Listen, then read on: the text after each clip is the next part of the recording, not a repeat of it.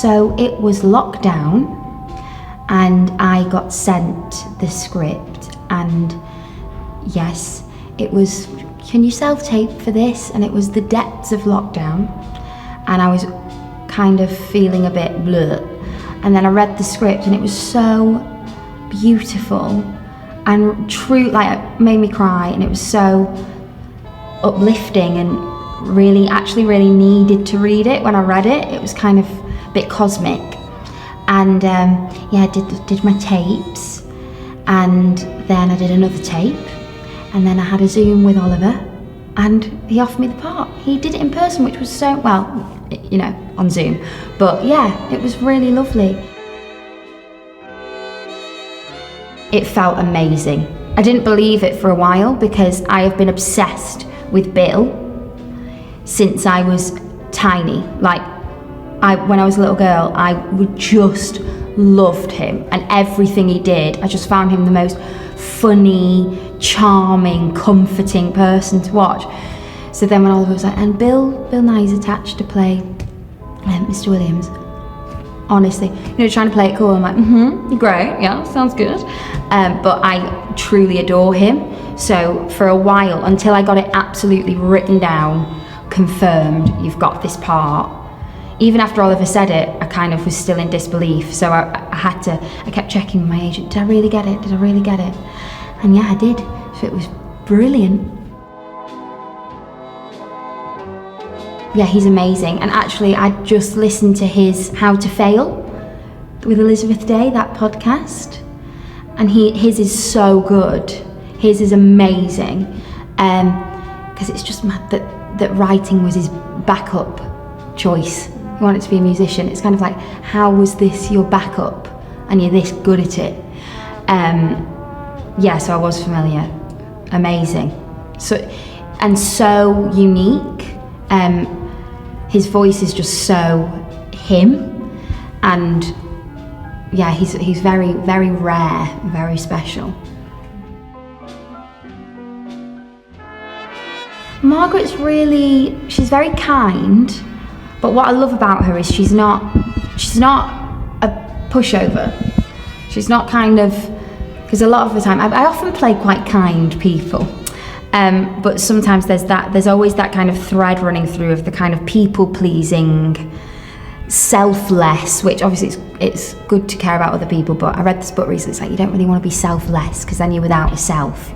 You know, you want yourself, you know, but you want to be generous and open-hearted and kind, but you know, you also don't want to live through other people. You want to, and I think Margaret is such a good example of someone who's really kind and generous, but she also wants things for herself, and she also is so fully herself, and she's not really scared about she doesn't shrink herself and she doesn't dilute herself. She's very much a full-bodied, you know, she's amazing. And also, especially at the time, I find it so amazing that, you know, it's the 50s, and yet, you know, she really holds her own, and she doesn't feel the need to kind of edit and cut bits of herself off to fit into this kind of, I mean, we still live in a patriarchy, but this very patriarchal society. She's very much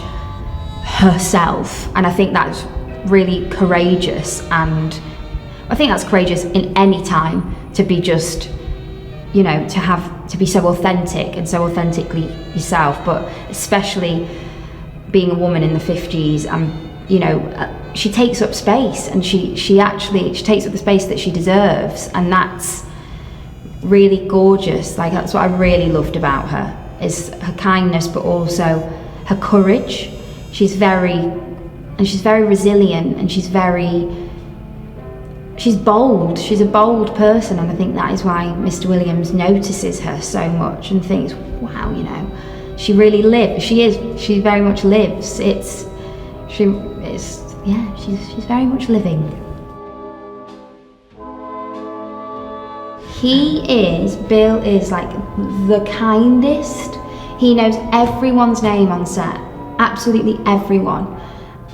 That's really rare, and he makes everyone feel so seen and so special, because he's truly he's a bit of a Margaret.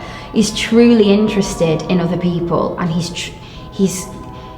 really does love people, and he loves life, and it's just been amazing. And he's such a I mean, when I was sat doing the scene with him in the pub, I mean, I almost would forget my lines because I was so mesmerised, because it was kind of like a 4-page monologue. I think it took like 12 minute take or something, and maybe even longer, and we did it 19 times, I think.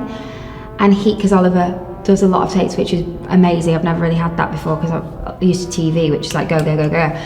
So it's been so nice. But yeah, I mean, I was really like, whoa, I'm witnessing something really special right now. Like, it was beautiful. And I believed every single word that he said. Of a 4-page monologue, there was not one bit that I didn't believe. I was so with him. It was, and then you don't really need to act, which is really nice. You just have to listen. Oliver, yeah, I don't use this word lightly, but I actually do think he's a genius. He is so clever. He's kind of like, I'm actually very like awestruck by him. I'm kind of just watching. I think sometimes he goes, what?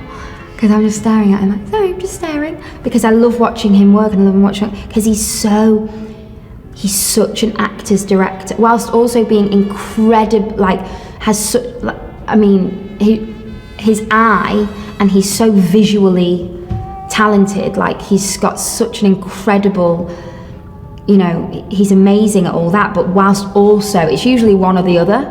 With directors, like, either they're really good at how it looks, or they're great with actors.